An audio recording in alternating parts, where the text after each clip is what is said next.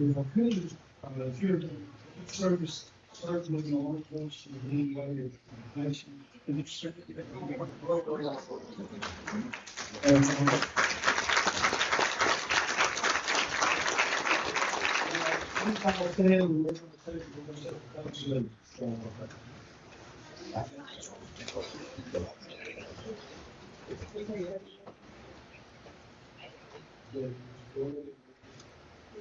Allegiance to the flag of the United States of America, to the republic for which it stands, one nation, under God, indivisible, with liberty and justice for all.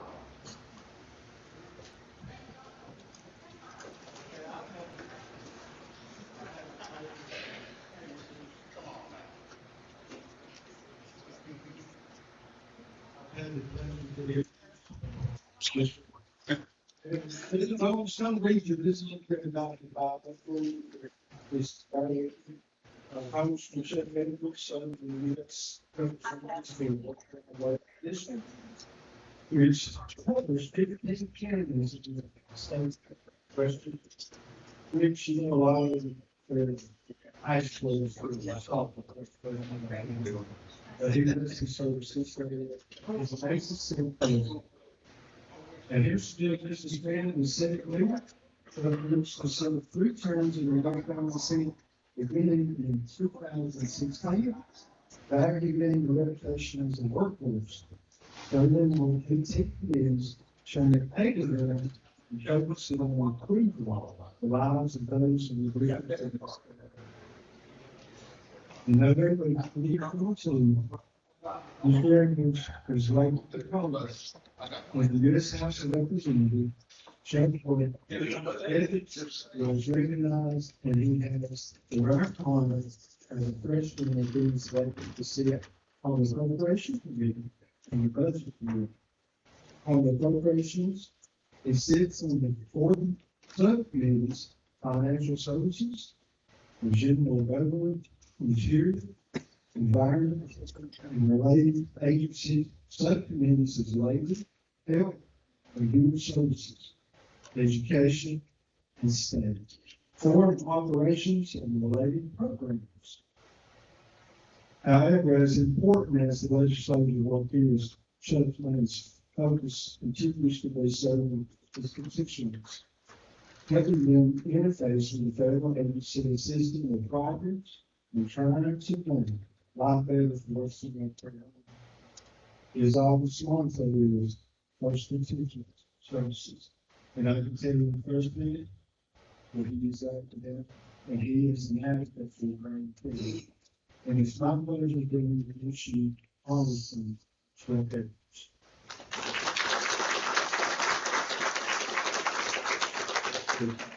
Well, hello everybody. Thanks for being here. Can you hear me okay?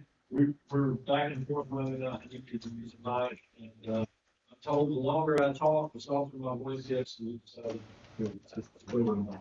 If I still start to soften up a little bit, maybe you want to use I'm doing a great job. We're one of these 2 months is our fingers. So my name's Chuck Evans. I've had the distinct honor of representing North Carolina in the Congressional District, which is the 15 Western County in North Carolina. And I absolutely love being out here in the West. We're not in DC this week. Some people call it recess. I can tell you that my staff and I don't consider it a recess at all. It's when we really kick in the high gear. And I enjoy being out and about among the people that I represent, among the people I feel who I am one of. And getting an opportunity to hear what's on your mind, what questions that you have. We've had a really great day here in the West today. We started out in Roseville. Black Mountain. Oh, that's right. We started out in Black Mountain. We toured a military supply company called Purefoot. It's just received 22 areas of homes and building concepts, paving parts for hatchet helicopters, apron paints. It's just an unbelievable operation that does about 120 million sales and offers 450 jobs to Southern County. We came to Winslow and we toured Main Street, met with city leadership and usually businesses. Our Main Street road has a chance to do what's on their mind. What is affecting folks' ability to do business and allow their families. And then we came out to Robbinsville.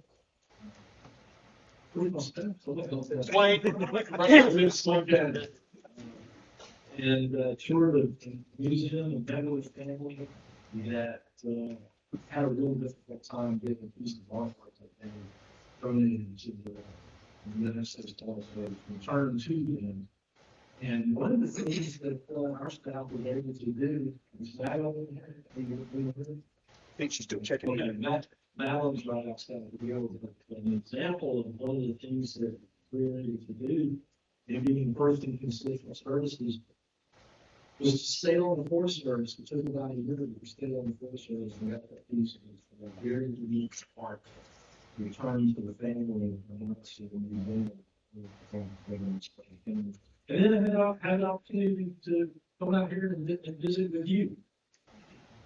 Probably the highlight of my day, actually getting to see the faces and the eyes and people that I represent, the people that are, I'm sure, so disgusted with what's going on in Washington, D.C. Have any of you been on any of my town halls? Raise your hand. So this is just a couple. I think one of my biggest responsibilities is to talk to people about their home and inform you what's taking place in Washington, D.C., and then you get a chance to hear what's on your mind. And about every month to 6 weeks, we do we do a telltale talk.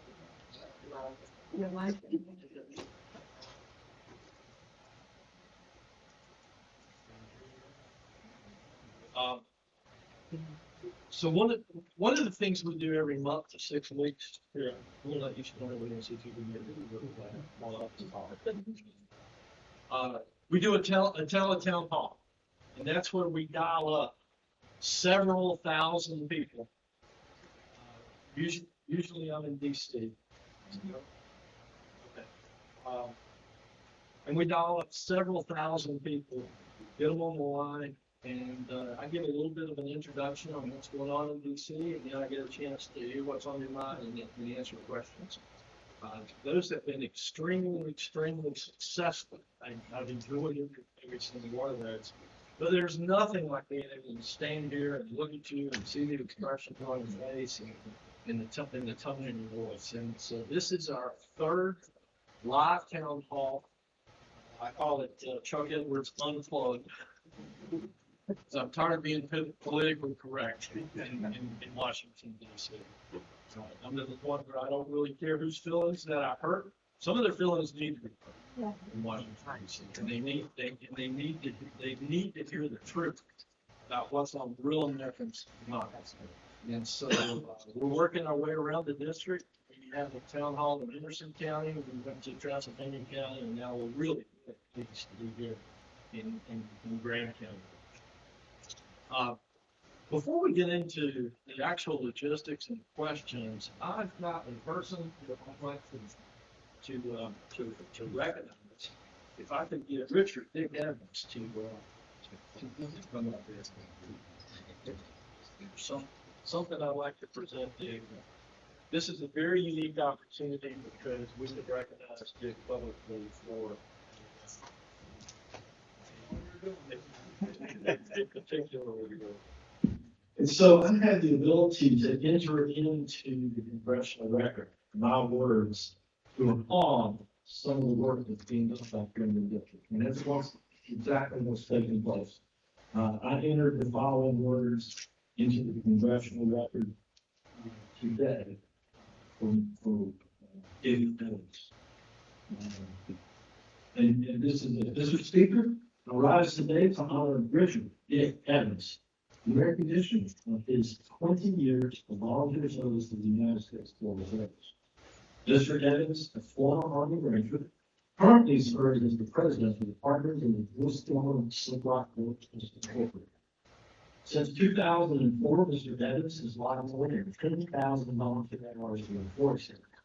His knowledge and years of experience allow him to serve as a valuable resource to his state and local partners, primarily working to maintain and improve the Woodstown Memorial Forest, which covers nearly 4,000 acres of land in Western North Carolina. Mr. Evans has been instrumental in a variety of volunteer projects.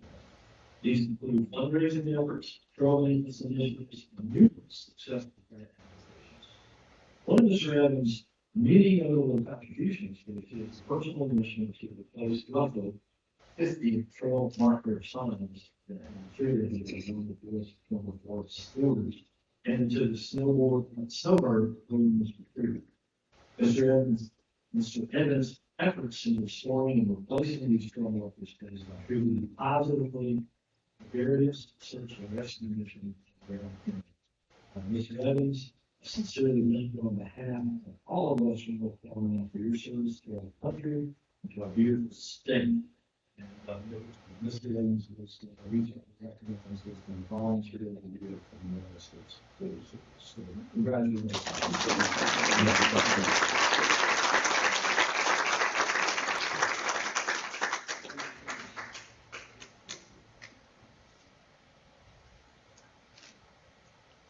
It's always great to be able to recognize somebody that has put so much into our community. It's such a rare opportunity. I didn't know this. Thanks very much. It was not just me. Some of the folks sitting here know that we've got to thank you very much. Well, they certainly elected you because the volunteer. Thank you. So thank you for allowing me to pause because we had a very important piece of I also want to make sure that I recognize the elected leaders here. We've met Commissioner Ben Cody, and we also have David Beasley with the Robbinsville Alderman. So, Lynn and David, you come stand out and see if you can some of the calls. Thanks, guys. I can tell you that elected leaders make at every level make a huge sacrifice. And while all these things we're not going to agree with that elected leaders do, I think we need to recognize the work, the sacrifice, and in many cases the risk that they take. Thank you all for that. I was about to say that it's time we start talking about the truth and what's going on in Washington, D.C. And I don't know if you noticed or not, if you didn't pick up on my newsletters. How many of you get my newsletter? Raise your hand. Okay, so here's a good portion of you did. Let me say this, that we've got folks in the back of the room and right outside the door here that would love to take your phone number if you would like to be dialed up on our teletown halls. Please let them know. I'll use your name and your phone number. We'll send you a text the day before. If you don't want to get involved in it, then just ignore it and then we'll dial you up. Usually we do the teletown halls at 7 o'clock on a particular night in DC. We don't get to plan that too far in advance because the schedule is real sketchy, but up there. And then if you'd like to sign up for, if you're not getting my newsletter, you'd like to sign up for that also, see some of the stuff that we've got here in the back of the room, and here's your email address. That help me stay in contact with you and let me know what I'm doing on the back. So one of the things that you got in the newsletter that you probably recognize is there was some folks from the Democratic Party filed a complaint against me twice for being mean and disparaging to Joe Biden. Can I file a complaint that you're not mean enough? Well, we didn't stop. Yeah. And, so then another complaint was filed and, I was issued a sanction. So the House Communications and Standards Commission, I was being mean and disparaging to Joe Biden. And, I can say that my response to some of those folks is, I've had a real hard time talking about Joe Biden or liking him.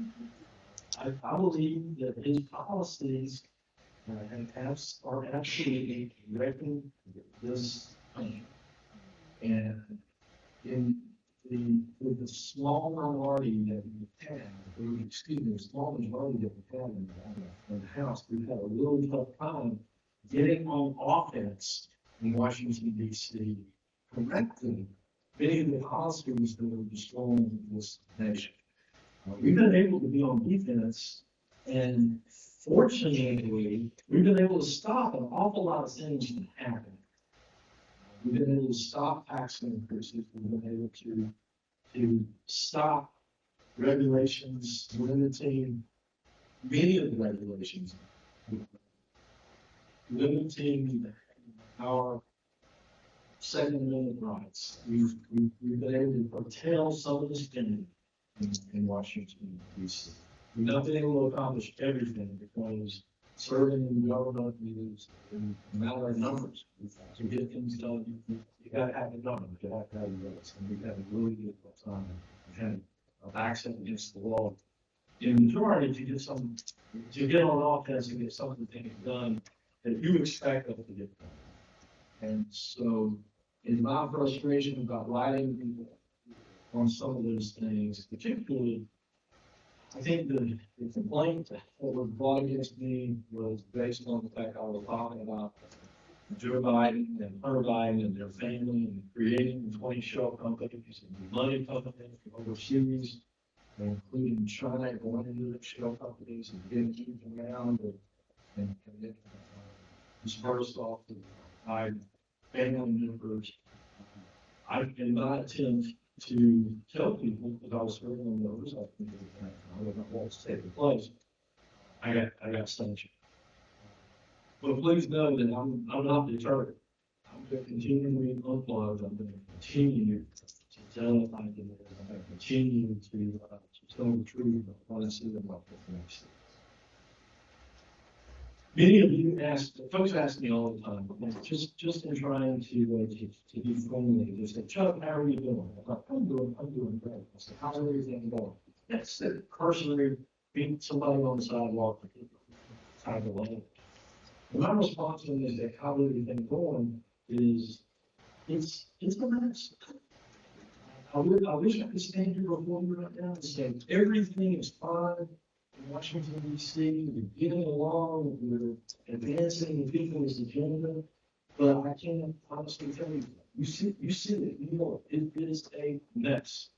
The things that I hear most on folks' minds are the southern border, just how porous it is, and the fact that there's some, depending on who you listen to, 8 million or 11 million illegal immigrants across the border in the last 3 years.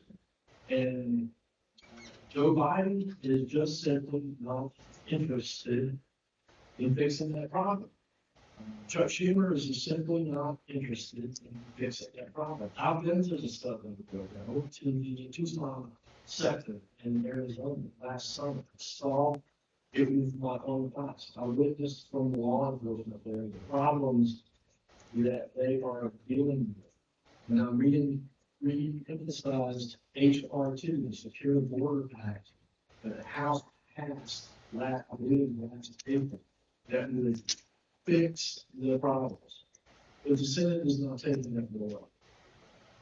And you've seen some, I'm going to call them insincere attempts by others to fix the border, because there's so many Americans now that are just fed up with it. They recognize the enormous risk that is brought into our country by allowing so many illegal folks to come in and vaporize into society. Right? And recognize the amount of fentanyl that's come into our country, that's killing our young people, and recognize the 367 terrorists that have been apprehended that are on the terrorist watch list. Those are just the ones that are apprehended. I promise you, there are many that have made it through. They recognize the fact that there are so many young military-aged males dressed in head to toe tan coming across the board. And so Republicans and Democrats are really getting frustrated with the policies in the Biden administration.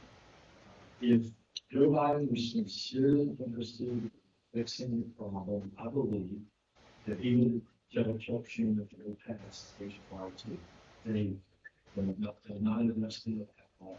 Instead, what we see are insincere attempts by the Senate to whack what they want to call an immigration bill that still allows X number of illegal immigrants to come in every day. In fact, the most recent attempt was a bill that said that actually it was the executive of the Biden Institute that still allowed for 2,500 illegal immigrants to come in a day until he took action. That would be for more immigrants than what came across the border in 2012. So I believe it's just simply a political stunt, something that he could talk about in front of the American people to give the impression that all of a sudden, after 3 years of saying that the border is secure, we have no problem, and now he sees things differently. I can tell you that the House has passed not only HR 2, we've passed 2 other border security bills. We put different provisions in HR 2 in the other bills, and we passed or introduced about 20 other bills to try to fix the damage that we think is being done by the Biden administration lowering the southern border. And those are bills that you wouldn't believe that we would have to be doing. They're bills like you can't kick a veteran out of a hotel to put an illegal immigrant. They're bills like illegal immigrants can't be housed on national forest property. There are a lot of election type bills in I wrote the Equal Representation Act that says we would reinstitute President Trump's citizenship question on the census, and that when it comes time to apportion congressional seats, non-citizens will not be counted. And we believe that, I believe it was every Democrat that voted against it. And so effectively what I think that they are saying is that someone that crosses the border illegally, that does not have the right to vote, in fact does have the same rights as someone that has fought for our country. And I think that's an absolute travesty. To follow that up, just 2 weeks ago, we passed a bill in the House that would make it illegal for Washington, D.C. to allow non-citizens to vote. Because right now, it is illegal for non-citizens to vote in a federal election, but it turns out that states and D.C. can make it illegal for folks to vote in local elections. 143 Democrats voted against prohibiting non-citizens to vote in those elections. And so there's a great deal of consternation over that. So we passed about 20 bills to try to fix the damage that I believe has been done this administration not securing our program. And yet trying to build in place in America that there's no time. We also even go to the extent of impeaching Secretary of Works. Several months ago, he's the Secretary of Homeland Security, the single individual is responsible for carrying out the law and securing the border. He's just not doing his job. So the House elected to impeach him after several appearances of the U.S. Bush. It's just that he's not taking up that issue. So the number one issue that I hear from folks back at home is the frustration with the administration and not. Another thing that I hear is the issue of elections. There's a lot of questions about elections and what is being done to make sure that they're secure. I'm not going to stand here. A lot of times folks say, please, the 2020 election started and I'm not going to stand there and say, where's the conversion? But what I am going to say is that confidence of Americans in our election process is broken. And as part of my job, I'm working to fix how Washington works. If you're going to change what Washington does, you have to fix how Washington works. And so I've supported bills like the ERA, the Equal Life Amendment, that scraps all that. I have life, the ACE Act, and the Americans' confidence in the election act, which would fix many of the problems, many of the concerns that we have. You prevent any federal money from going to states that allow ballot partisan, prevent any federal money for elections to go to states that allow non-citizens to vote, prevent any federal money for elections to go to states for a number of the things that are on the line.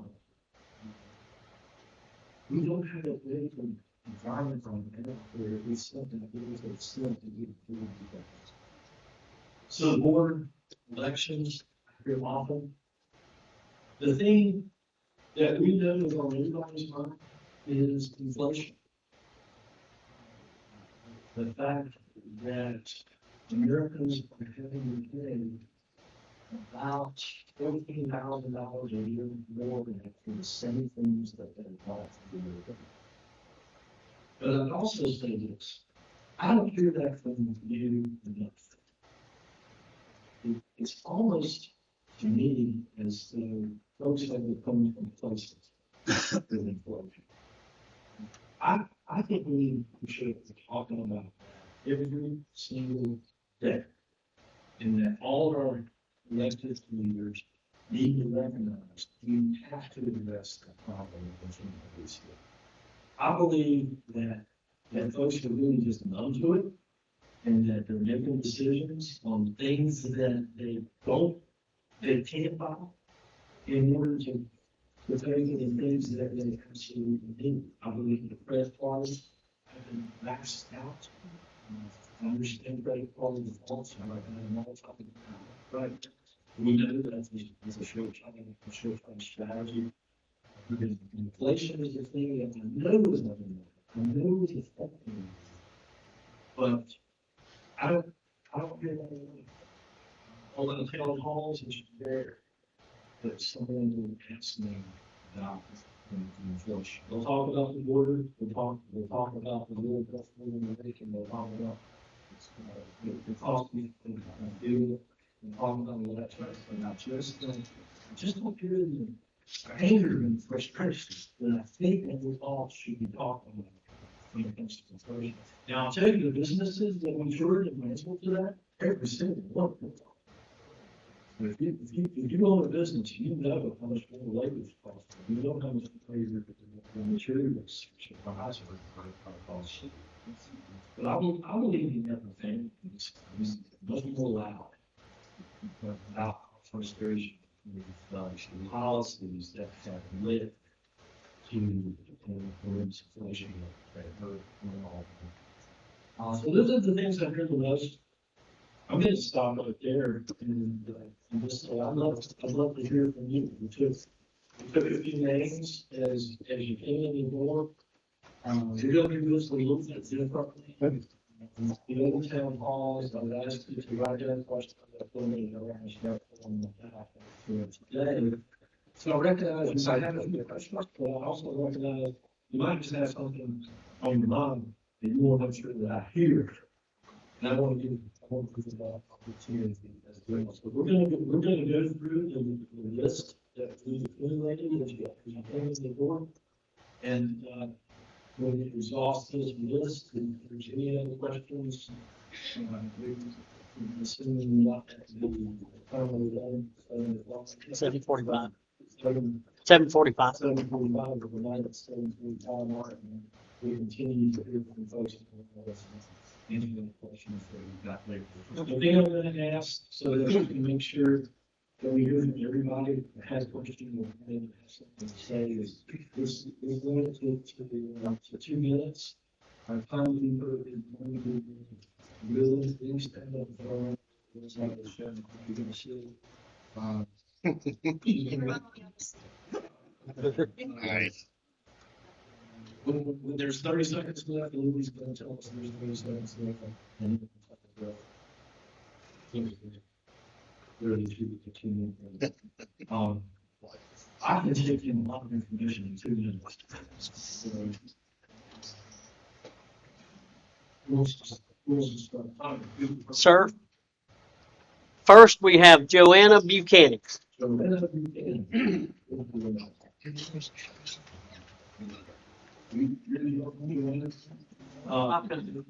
Tommy's going to come around to you. Tommy, It's a fair question. Bill Brooks here in office here.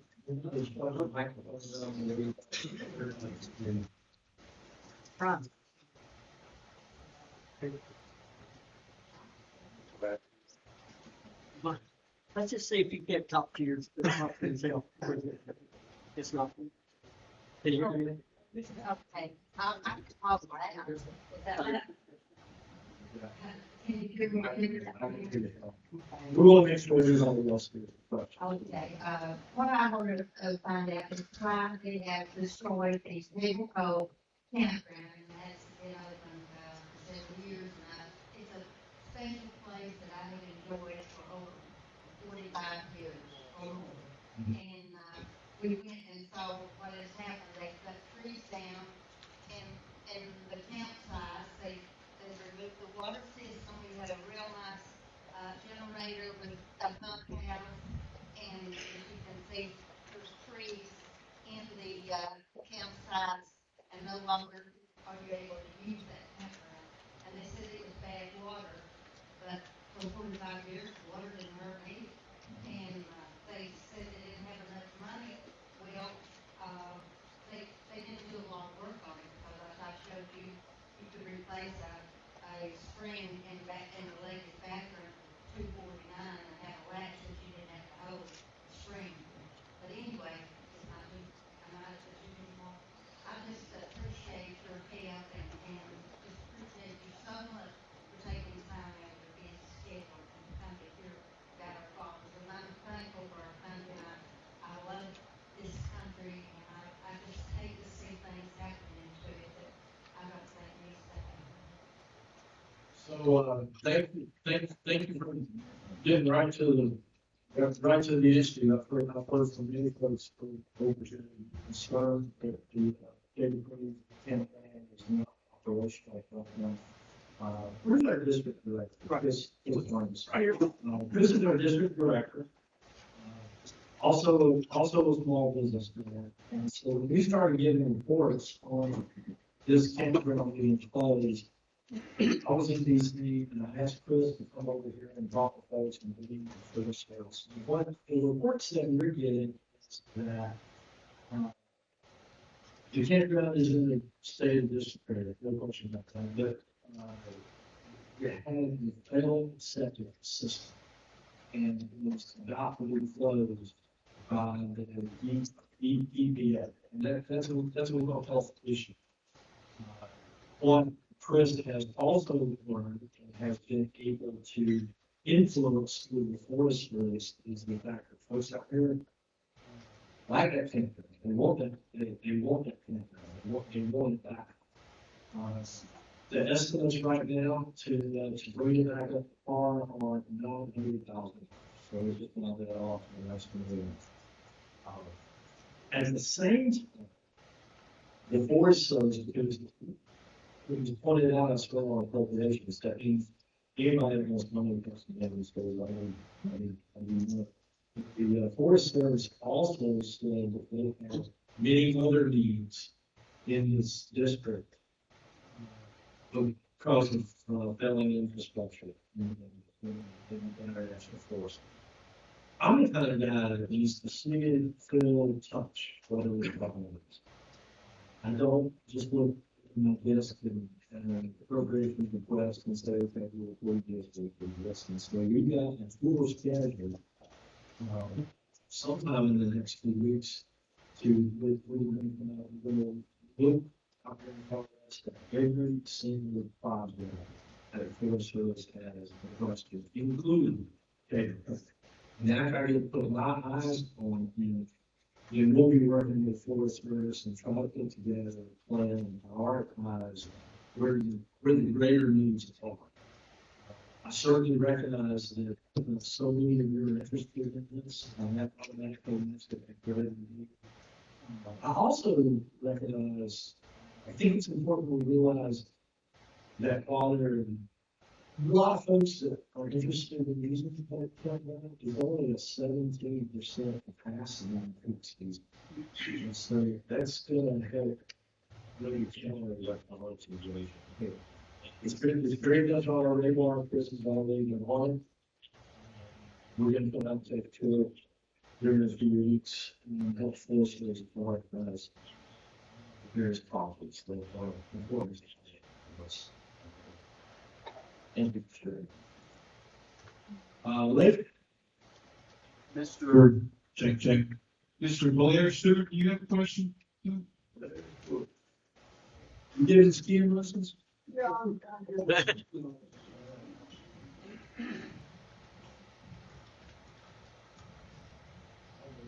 He's already addressed the money involved in life and Washington, D.C., and that's the intelligence of the President of the United States. And I appreciate Congressman for being here. And another question to say is that I think that's the thing that a lot of people would say. We don't want this thing to say we don't like and we appreciate that you were up there at the time when you did it. And then if you're having fun with the exception, we're going back and it's only good life for us. But that's pretty kind of I appreciate that. Unfortunately, our president is very much president of the country. I'll drop back to the board report. President Biden issued 64 executive orders his first few weeks in office that relaxed the security of the border. The Trump wall was being built, he brought it to his stuff. Grenade in Mexico, was put in place.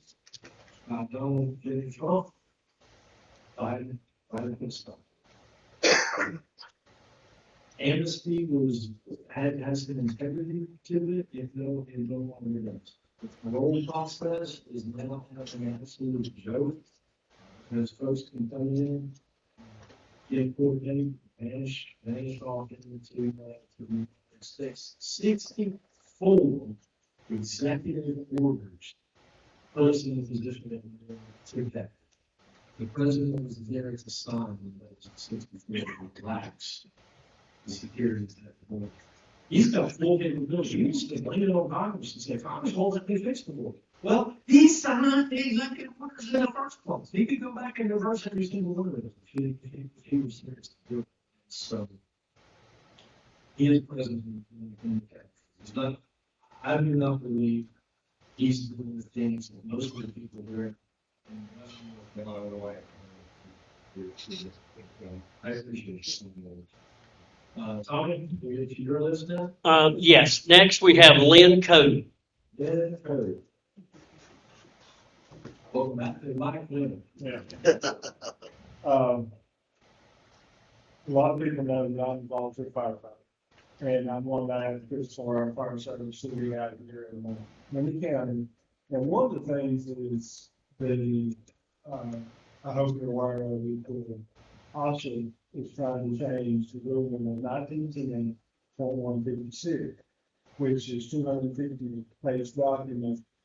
You're changing the verbiage to where it is going to be detrimental to the volunteer fire services and also our team. Just in our department, which is Stapleton Township, and it's our fire district, they have changed the ruling to where trucks that are older than 15 years old have to be replaced.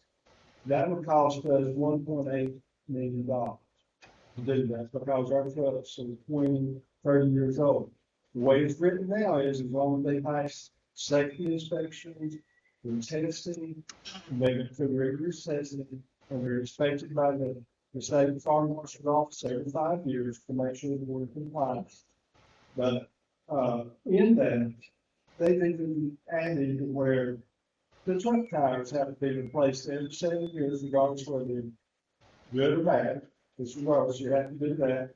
That's $13,000 has to come out of our pocket to be able to do that. And then, every firefighter, which we do in-house, because we have a lot of it on our staff and everything, we do in-house physicals and stuff to make sure everybody's good health. If one firefighter is exposed to any type of smoke, he has to go out and physical immediately within 24 to 48 hours, which can range between $500 to $1,200. And that has to be complied by. And our county cannot afford it because we're 70% owned by federal lands. And 30% is local taxes. And our citizens can't afford it. Since changes that the secretary wants to about. I appreciate you bringing that up. I've had several firefighters, chiefs from this district call in these days. We decision to do legislation on some operation. And there were hundreds of firefighters on Capitol Hill sending on the congressional offices just sharing that. And so, it's very much something I'm engaged in. I'm a co-sponsor on a bill that will put a stop to that.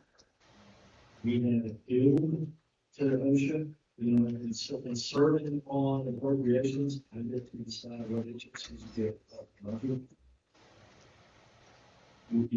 Maybe we influence the budget of what's in our bills and that's good. But Commissioner, what we really put in is one more way that Washington is so broken. And that's in regards to all the regulations that are taking place. Congress, I'm going to digress a little bit. I want you to know, I hear you loud and clear, and I'm fighting and fight. I'm a post-sponsor on the bill to stop it, and we're putting pressure on the motion to stop. And I agree with it wholeheartedly. It's egregious what we're asking them to do.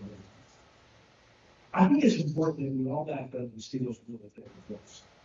In 1946, and this is one of the key ways that Washington was broken. And I see it as my job in Washington, D.C. to fix how Washington works.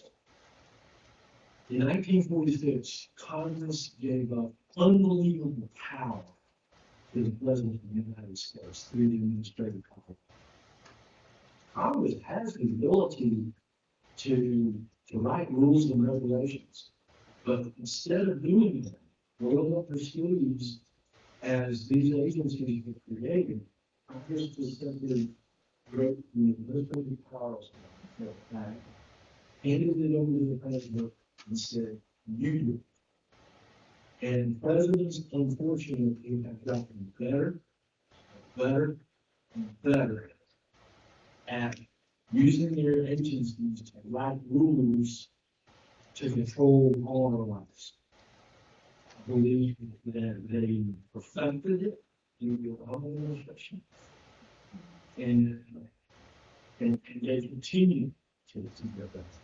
Now, at writing the rules, and that is there's bureaucrats sitting in the room right now with a legal pad on that conference table, right, scrambling out rules on how they can make you conform to the way of life that they live in the and this is one of those.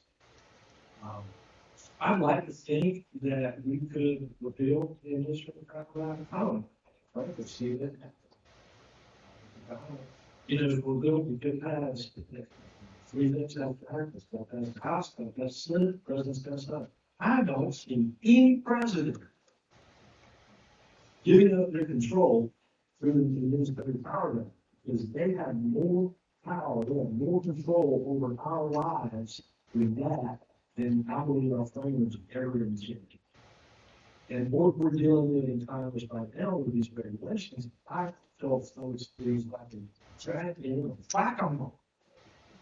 This set of regulations will come up over here like you're describing to us. We go in and start working on it and fixing it, and then another set of regulations will pop up. And we're going to work on it, and another set of regulations.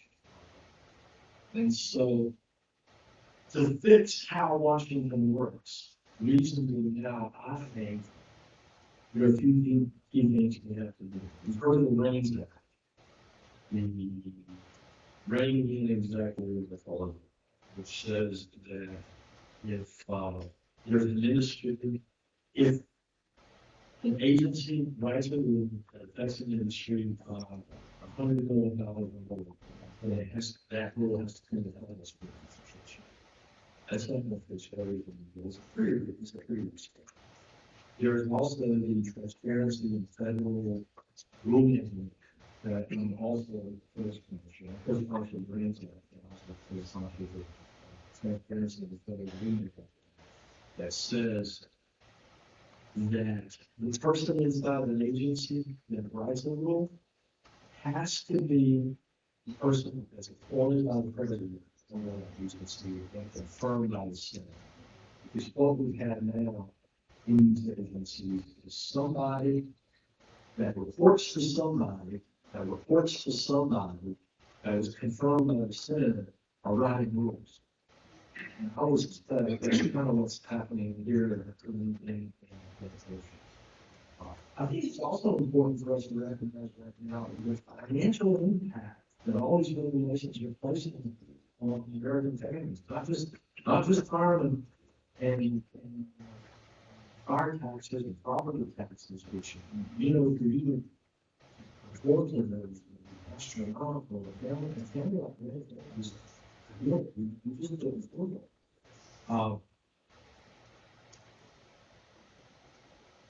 And so there have been in the last 2 years, $2 trillion in regulatory impacts been placed on the backs of businesses and private companies. $2 trillion in regulatory impacts. That's one of the things that's fueling the inflation that you all experience today. There are folks out there that believe that, okay, it's business, and I'm not making that number up. There are places, the U.S. Chamber of Commerce, the Congressional Budgeting Office, and others that store and rate the dollar amount or the cost of these regulations. I'm not making the number up. The number is $2 trillion. And there are a lot of folks out there that say that $2 trillion is going on to the Alaska businesses, their businesses, they can afford. Is anybody interested in this treasury? What do you have to do with it? You pass it on to someone else, you can't afford to absorb that. And so you have to raise the prices of the goods and services that you offer, which is feeding the inflation. I got off maybe too much off track of your question, but I think it's important that we all understand where we're at today and how we got. And I also want you to know how hard the numbers are fixing how Washington works. When change what it does, we have to fix how it works. Those are just a couple of ways that we're doing it. We're also drafting a bill right now. This is Ron Lansing, by our chief of staff. Ron stand up, believe that there. Ron oversees all our staff, including the legislative efforts in Washington, D.C. She's working on a team right now and drafting a bill. Can't remember those days. Show me the science.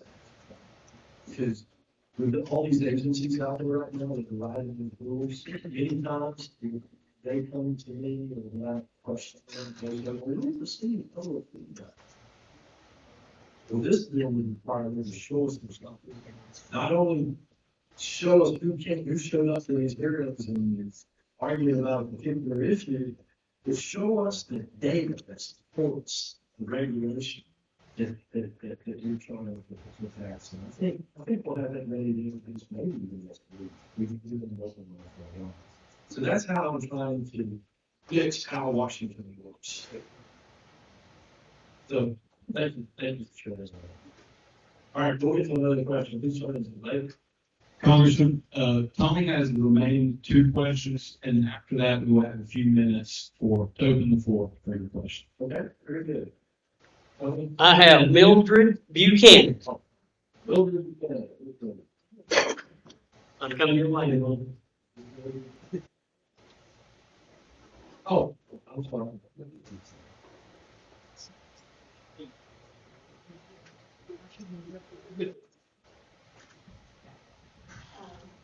I again support you with Joanne Buchanan concerning paper protest.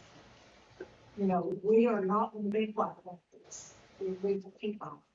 We know that there are other things in the world, in the United States, that are more important than these.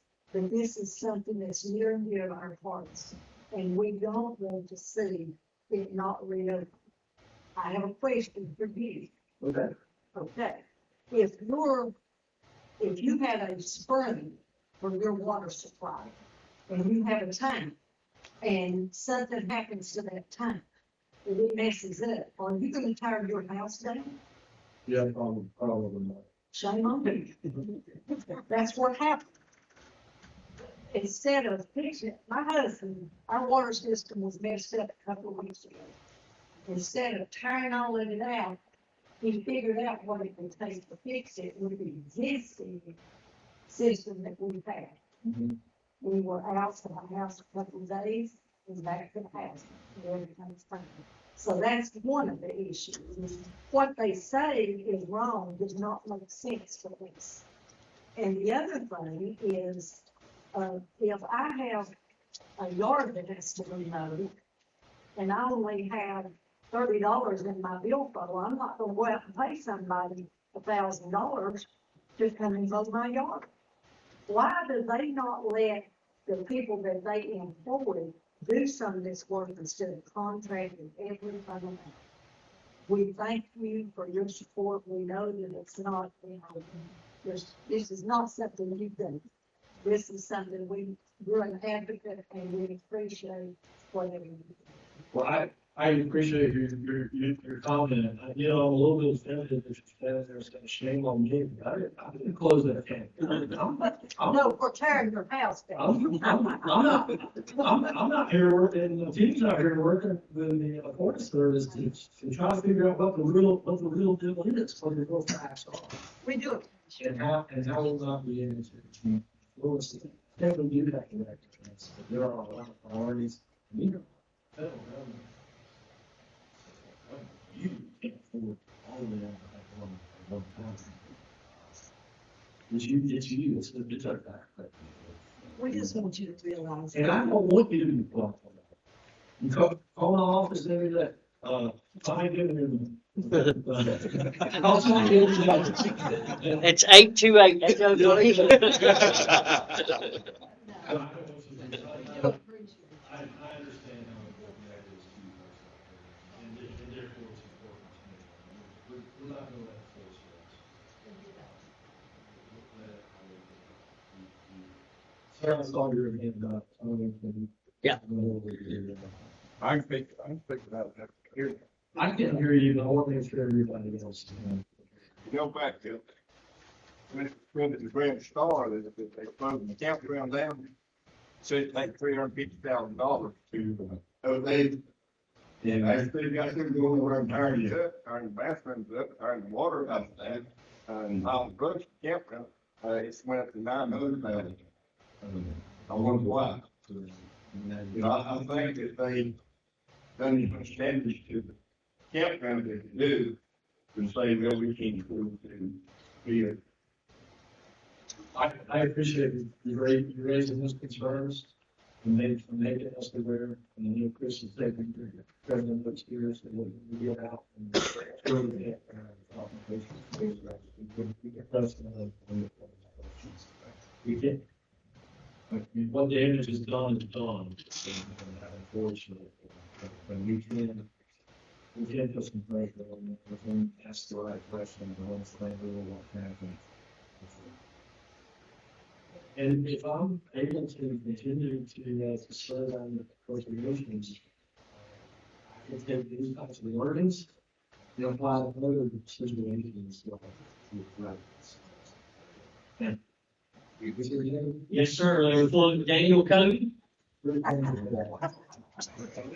Yeah. I think we got it, sir. Yeah. There's 1, 2 minutes. I know, I won't. I'm kind of like the old saying is, what's fire for the gander is good for the goose. You've heard that. And what you're doing, they ain't got enough money to pay me to do what you do. I mean, I know you got capital, but what I'm saying is, I'm like everybody else here. I'm for the campground too.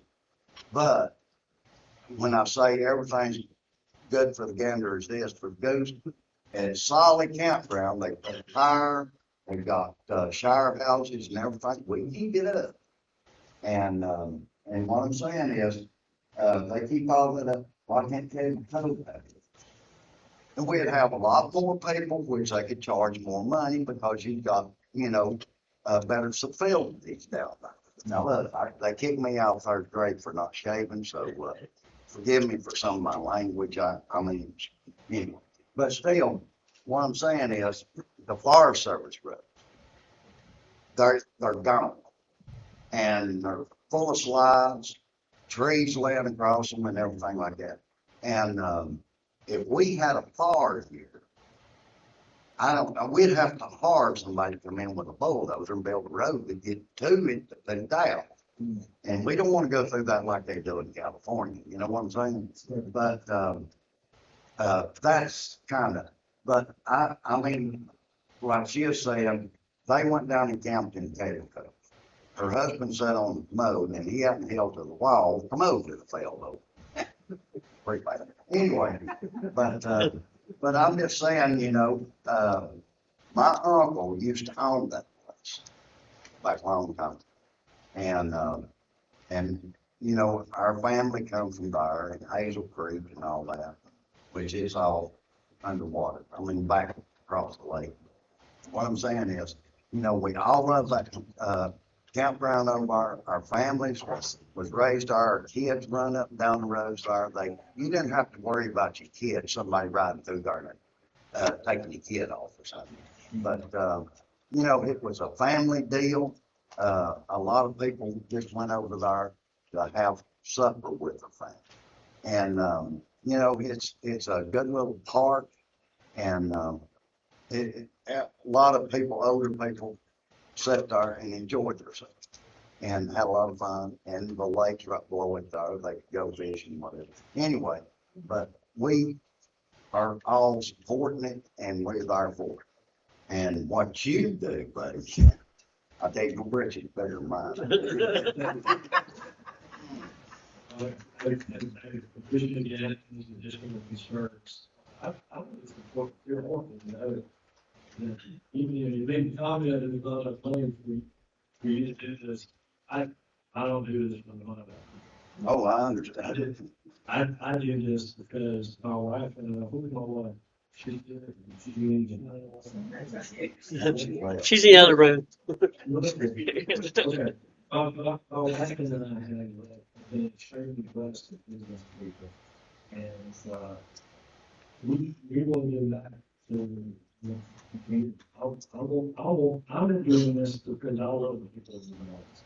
People in the office are true and more decent human beings, Americans that have hope in this country for what it is. And I agree much with one of you. I love the people that help. So I think it's going to be. I'll say one more thing. You know, a lot of people, I worked till last year up here on this road. And everybody has saved money. When Trump was in, when he was out, I reckon I've spent all of it.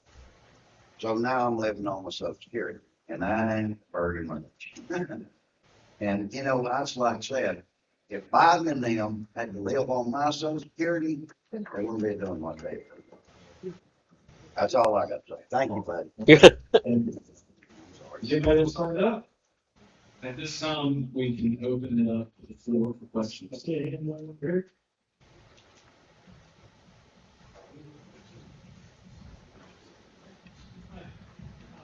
My name is Scott, and I'm just wondering if you're aware that we've got quite a few people that have land on property here, and think they're right away to access to the lead. Whether that's something you're aware of. I'm aware of 810. I know there's other ones that I don't specifically have. So those are some serious concerns.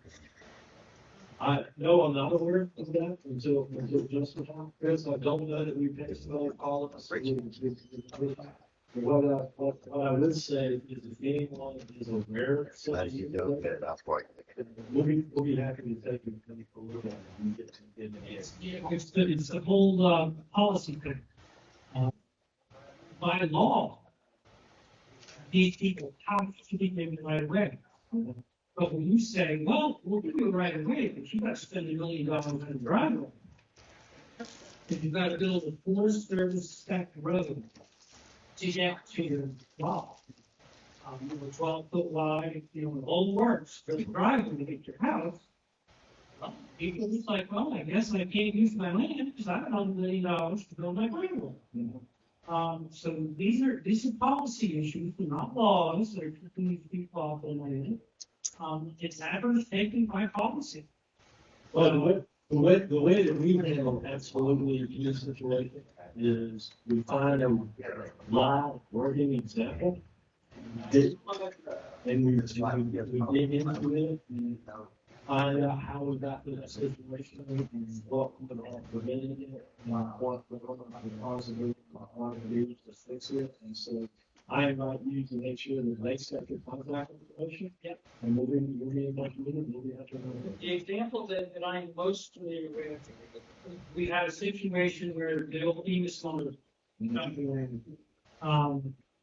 got public right away. Any member of the public can use these right of ways in any way they see fit.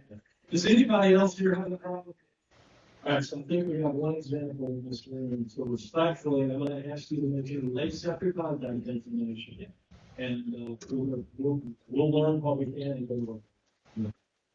Next. Okay, thank Did anybody else have a question? They want to get off your chest?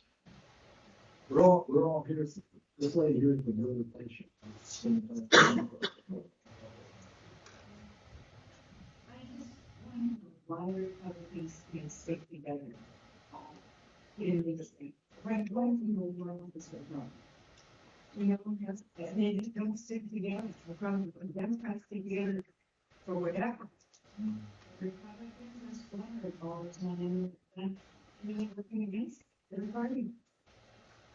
The fact that we had, Republicans had not been able to stick together, and really created an issue in us advancing the agenda that I don't want to do against.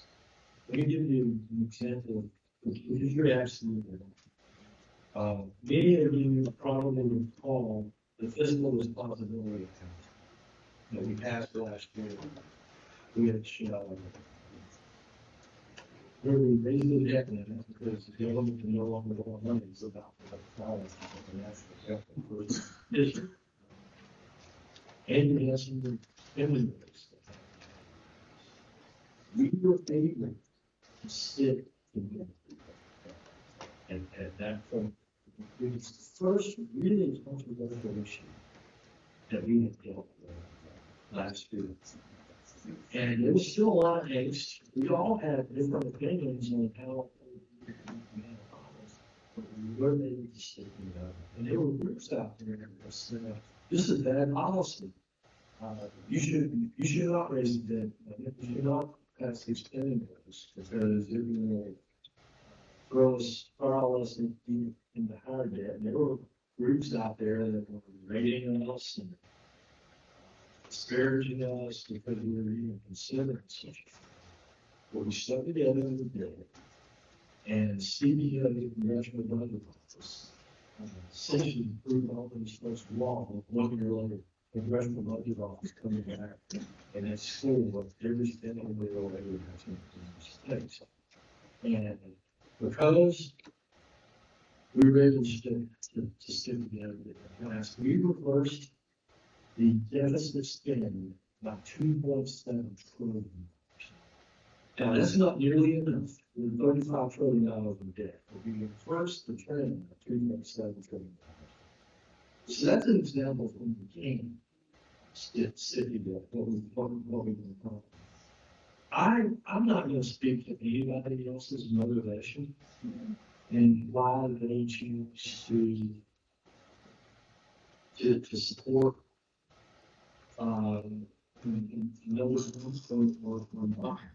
I can tell you that I have learned that there are a lot of people in Washington, D.C. that do not have the same motivation that I did. I feel that I come to work every day and try to do your work. My ego, I learned to set aside a long time ago. But there are people up there with different interests. And that causes this line. I'll leave it up to you to watch them, listen to them on TV, to decide why you think they may not be supporting the particular package. That's where the speakers, they say, when you're trying to really speak. She's going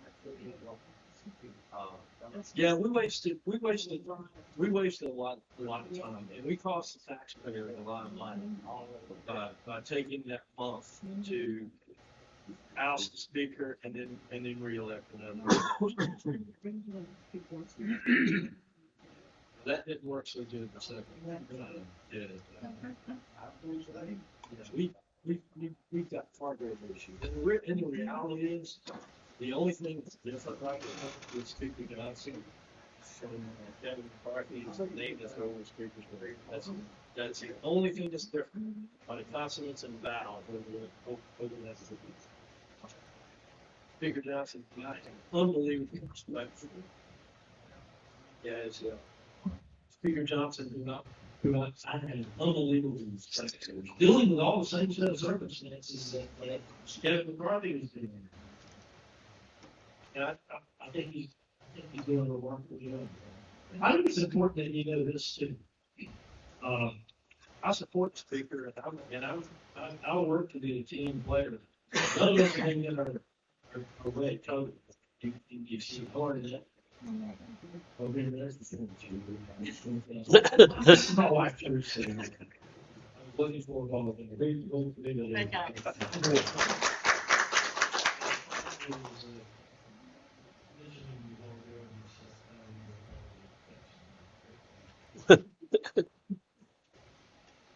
It's not good. Um. Oh, yeah. And so with Speaker Johnson, you may have noticed the second night that he was in office, he came to the Capitol, Fox News came out to the Capitol, Hannity came out to interview the new speaker. They invited all the Republicans to come and sit in a big circle around the speaker. And the first question was really asked at that time. And the speaker was, so this vote that happened today, it's going down, like, you thought that it might, and the speaker's response was something to the effect of, we decided to want to lose the budget process. That is food. And so 2 days later, me and Bravo were, I asked Congressman to get us a meeting with the speaker. 2 days later, we were in the speaker of the office, and he said, what's on the line? I said, three things. First of all, I sit on the edge of the couch, and I look and he said, you made the statement that you allowed the members to vote at the Mr. Speaker, I'm here to support you. I want to advance the agenda. You do not own my vote. People in Western North Carolina, it is not yours to allow me to cast. You need to do. And I don't know if Robin would admit this or not, but I saw her gasp over there. I can't believe this new member of Congress is a cost-saving speaker like he is. And any speakers saying that too. But you know, in Washington D.C., they'll push you around if you're right. I don't like. There's times you have to be pro and things you don't want to do. There's times you just have to push back and say no. I'm here to represent people in the Western North Carolina, for example. You don't own my vote. People in Western North Carolina. And he might not want to do it, but it's this is an awful lot about this. Some of the speakers, some of the honest people are getting out there. They're not listening to stuff. They want to listen. What are it's very different. That's my impression. It's just throwing around the phone. You might be right. I suspect that I'm not going to send her until what emotion. That's a great information. What else is on the minds of folks in Grand County?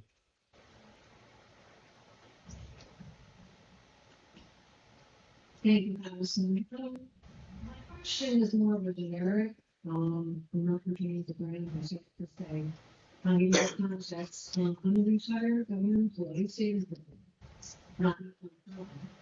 I manage multi-million-dollar budgets and the staff, and as a high-level manager, I have decision-making authority, and I was required annually to submit financial disclosures. I didn't like it. About the invasion of privacy, but I understood as a government employee, I was accountable to the constituents, and there needed to be transparency and integrity for all of the managers. In addition, all employees are required to complete ethics training, document you completed it, and then submit documentation if there was any potential procedural or conflict.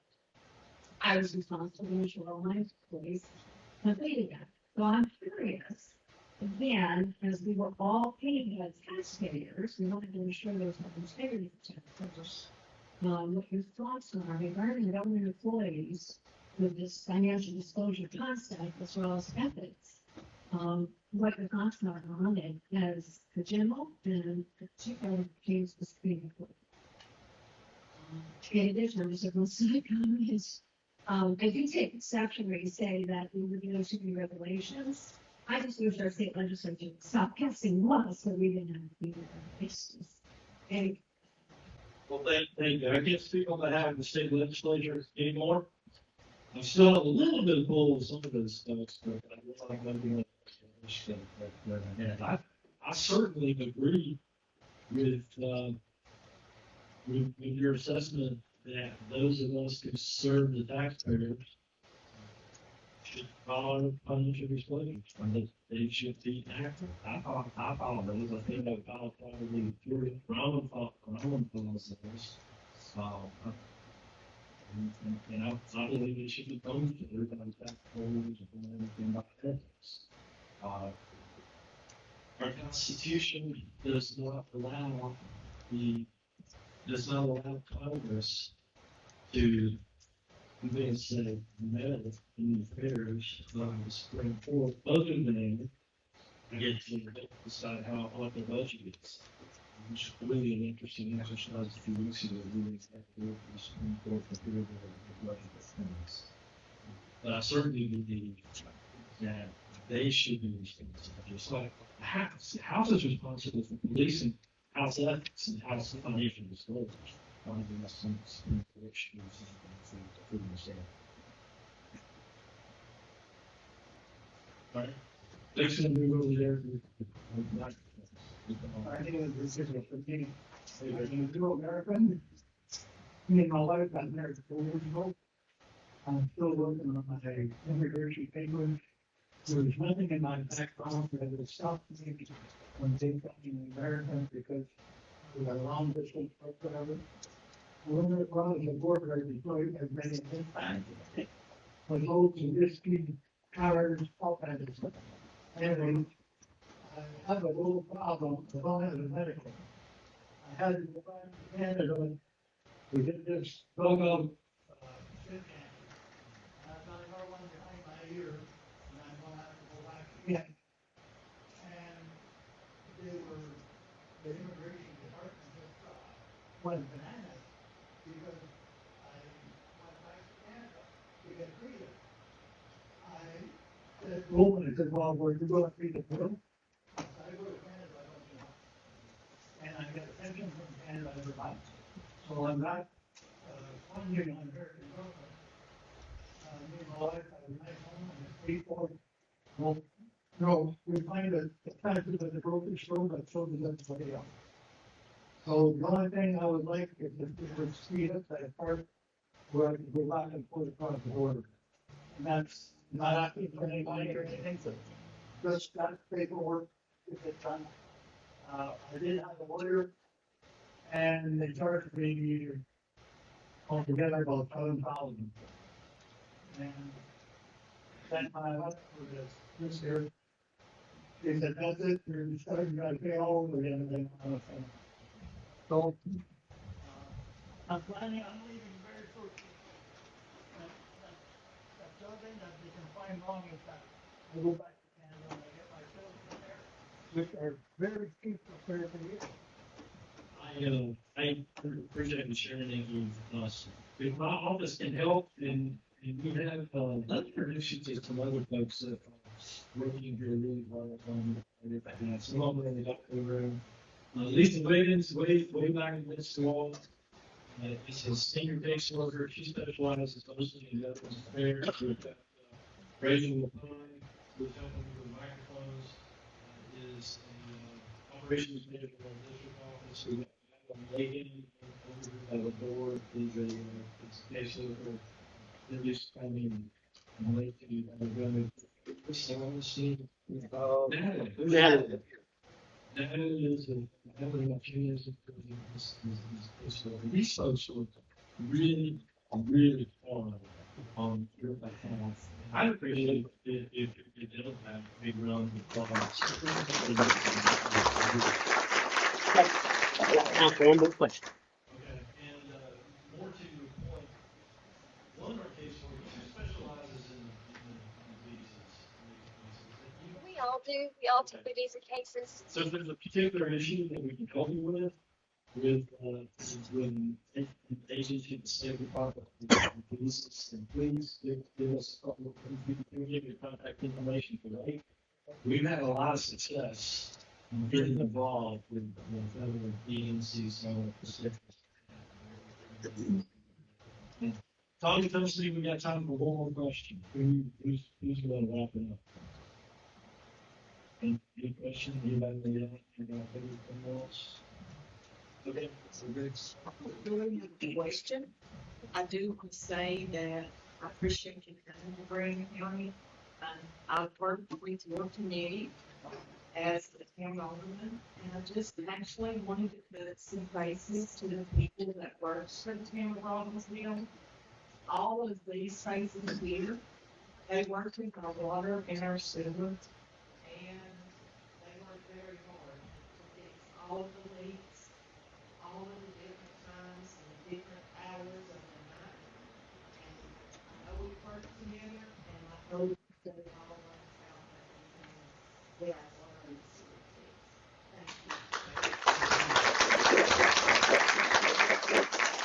Thank you. So, those of you who get the newsletters, you're probably aware of my efforts on the appropriation committee to bring $2 million to Robbinsville to help fix the water problem. Any of you ever heard of the Carolina Cruiser? Raise your hand if you've heard of the Carolina Cruiser. It is our local congressional mobile office. It's the only one in the entire United States. And my first visit to Grand Canyon, Carolina Cruiser, somebody found the road and was telling me about the water issues.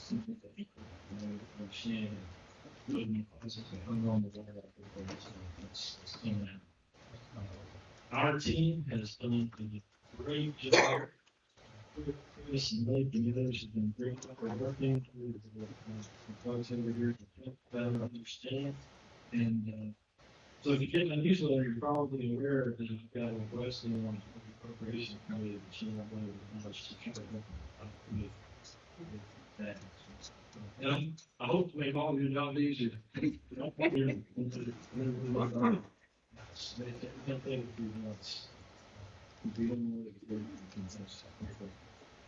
So thank you for introducing these folks. Thank you all for your service and trying to help children bring our relations.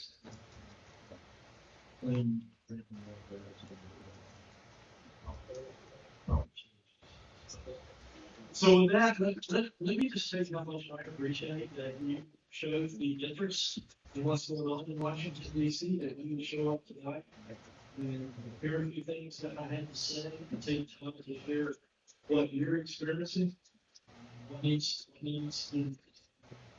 be a concern to me when I go to Washington, D.C. to voice your concern. This is some of the most fun that I get. Quite frankly, being in Washington, D.C. is special.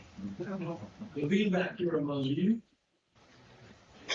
those people that I love and people that I'm part of is really fun. And I appreciate you giving me that. I ask you, I beg of you, to help me stay in better touch.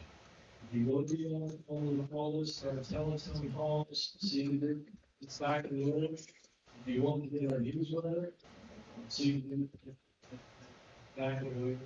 And those of you who mentioned that you have some specific issues to help with, Blake is on field rep for everything here with County West.